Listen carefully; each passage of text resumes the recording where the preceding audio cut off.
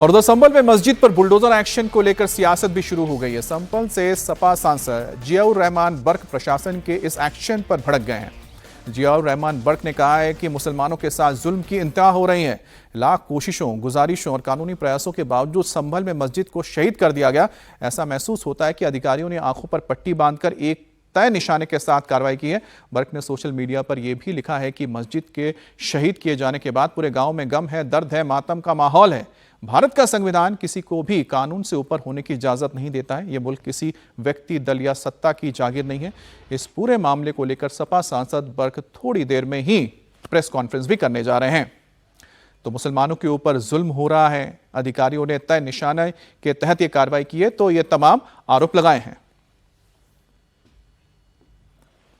हालांकि प्रशासन ने संभल में जिस मस्जिद को मुस्तफा कादरी को गिराया गया है उसको लेकर भी पूरा मामला क्या है हम आपको समझा देते हैं।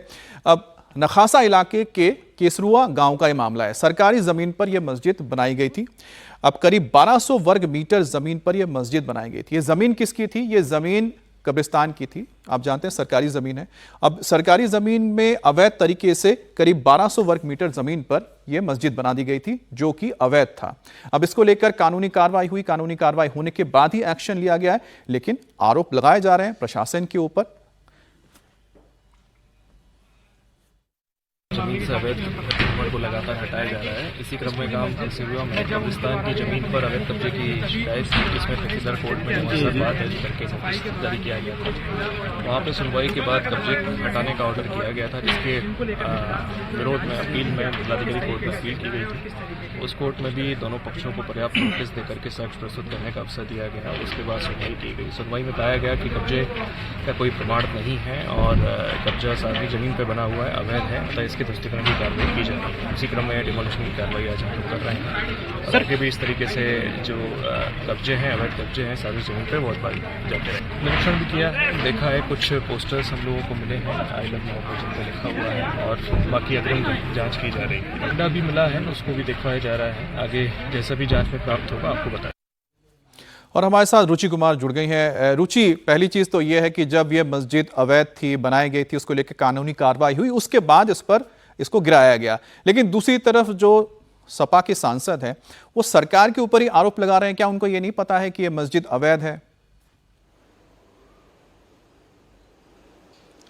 अगर देखिए प्रशासन की बात अगर हम माने तो प्रशासन ये बराबर कह रहा है कि ये पूरा मामला, ये पूरा विवाद पिछले काफ़ी दिनों से हमें चल रहा था और बार बार जो मस्जिद कमेटी है उसको नोटिस दिया जा रहा था कि अगर आपके पास आपके मस्जिद के कागज़ मौजूद हैं, ज़मीन पर आपका मालिकाना हक है, तो वो कागज़ आप प्रशासन, पुलिस के सामने पेश कीजिए।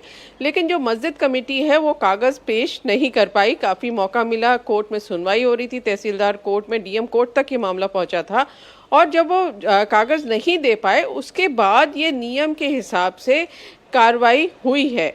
अब क्योंकि वो मस्जिद थी, वो गिर गई थी, तो आप समझ सकते हैं कि इसमें सियासत भी है और ये सियासत की वजह से ही सवाल उठाए जा रहे हैं। क्योंकि अगर मस्जिद पक्ष के पास जमीन के कागज थे तो उनको कागज अपने प्रशासन को देने चाहिए। अच्छा रुचि, जियाउर रहमान बर्क जहां पर कह रहे हैं कि मस्जिद को शहीद कर दिया गया है, दूसरी तरफ पुलिस के हाथ कुछ पोस्टर लगे हैं। आप जानते हैं कि वो ऐसे पोस्टर हैं जिसको लेकर पिछले दिनों हमने देखा था, विवाद भी हुआ था, समाज के अंदर एक द्वेष पैदा हो रहा था। पुलिस इसकी जांच कर रही है कि ये जो आई लव मोहम्मद करके कुछ पोस्टर्स और कुछ झंडे वहाँ पर मिले हैं वो वहाँ पर आखिर आए कैसे, वहाँ पे क्या हो रहा था, कौन लोग थे जिन्होंने लाके वहाँ पोस्टर रखा, मस्जिद के कुछ लोग इसमें शामिल थे या बाहर के लोगों ने ये काम किया। इस सब चीज़ों की पड़ताल पुलिस कर रही है। कल तो पुलिस प्रशासन का पूरी ताकत आप कह सकते हैं वो लगी हुई थी, क्योंकि वहाँ पर बुलडोज़र एक्शन हो रहा था, मस्जिद गिराई जा रही थी। तो लॉ एंड ऑर्डर ठीक रखना, गाँव में किसी तरह की दिक्कत ना हो, पूरा ध्यान उस पर था। आसपास आज भी फोर्स वहाँ तैनात है कि किसी तरह से कानून व्यवस्था खराब ना हो। लेकिन पुलिस का कहना है कि इसकी जांच साथ साथ की जा रही है कि आखिर ये जो पोस्टर है, ये जो झंडा है, ये मस्जिद के अंदर आया तो आया कैसे और इसका मकसद क्या था, वहाँ पर क्या हो रहा था, ये सब जानने की कोशिश पुलिस अभी कर रही है। लेकिन फिलहाल कोई बड़ी जानकारी पुलिस के हाथ नहीं लगी है। अमित, ठीक है, बहुत बहुत धन्यवाद आपका ये जानकारी देने के लिए।